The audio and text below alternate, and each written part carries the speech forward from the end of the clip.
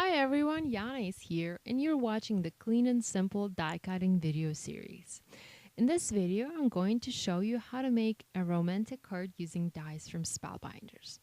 For today's card, I will be using this new die set that was released during the Summer CHA in Las Vegas. I also have some textured cardstock from American Crafts, another die from Spellbinders from the Ribbon Banner set, and several embellishments, which are the mud melts flowers. I made them myself. Didn't turn out quite the way I wanted, but I still like them. I also have some floss from We Are Memory Keepers, and I will be doing some stamping using stamps from Al Studio and ink from Clear Snap.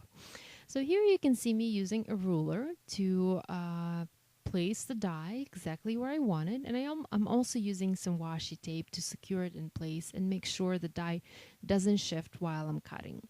For this particular card, I'm using my smaller machine, my Artisan Explorer machine.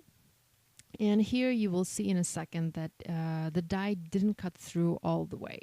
To fix that, I'm going to be using the magnetic mat from Spellbinders. I often do that. I not only use it to hold my dies in place, but I also use it to increase the pressure in the machine and cut in places where the dies just don't want to cut. And it's absolutely okay that the die doesn't cut the first time. I mean, Spellbinders dies are so intricate that it's understandable that they don't always cut through. So using a magnetic mat usually helps. And I'm also adding some embossing to my card base, also in my Artisan Explorer machine, and you will see the result in just a second here. This particular die creates two die cuts. So here you can see I created an opening in my card base, and I also have this itty bitty little heart that I will also use on my die to embellish it.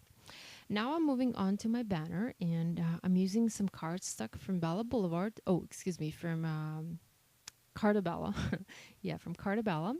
It's textured, and I'm cutting and embossing a banner out of that pink cardstock. I really like this die, and I use it quite a lot. I use it as just as an accent, like here on this card, or I use it to stamp my sentiment in many different ways. It's just one of those dies that can be used on just about any card you want. Here you can see me using some foam adhesive squares from Dove Craft, and I'm using those to attach my banner to my card base to just to add some dimension and make the card not so flat. I added two squares on the sides, and I decided that I needed to add more in the center to make the banner more stable. So that's what I'm doing. I'm simply cutting my square in half and adding it under the banner in the middle there. I'm also going to use the square to adhere the little heart to my card, and I will be using some glue to attach my handmade flower there. The flower was dyed using some smooch ink from Clear Snap, but that's a whole different video, and I'm hoping I'll have time to edit it and show it to you guys later. So here I'm using some stamps from Al Studio and some pigment ink from Clear Snap. And I wasn't sure which sentiment to use, so I first tested it on a piece of paper, and I thought that the first one was too large, too long for my card, so I ended up using a different one, a smaller sentiment.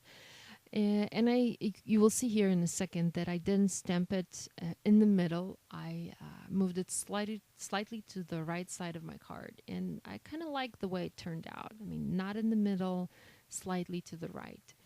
So here you can see me stamping, and one thing I wanted to point out is that since this is a pigment ink, it's going to take a little bit longer to dry, so you might want to use your heat tool to heat set it. I also added some pearls and sequins from Neat and Tangled, and I rounded the two bottom corners of my card. So this is it. I hope you enjoyed, and thank you so much for watching.